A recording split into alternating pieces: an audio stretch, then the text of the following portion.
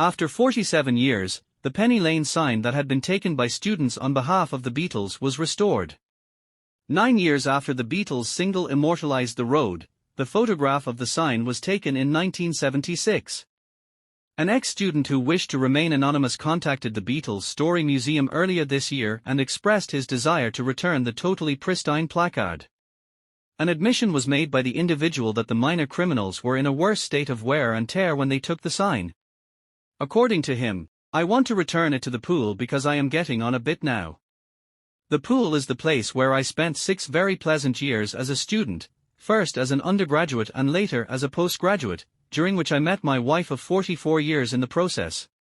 It should come as no surprise that Liverpool is the place where the sign should now spend the remainder of its days."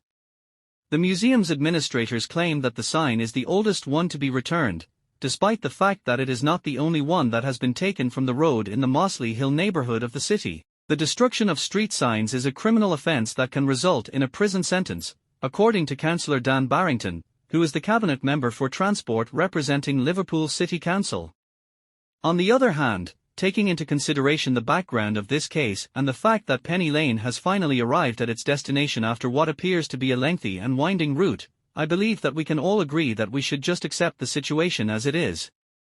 The museum located on Liverpool's Albert Dock is currently displaying the sign for visitors to see. It is a music time capsule that was immortalized by those 4 guys who shook the globe, according to Steve Rotheram, the mayor of the Liverpool City region. Penny Lane is so much more than a mere lane that inspired a song all those years ago.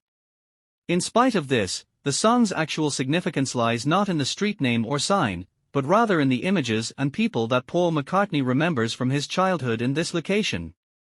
The name Penny Lane is constantly in our minds and in our eyes, and this time it's on permanent record.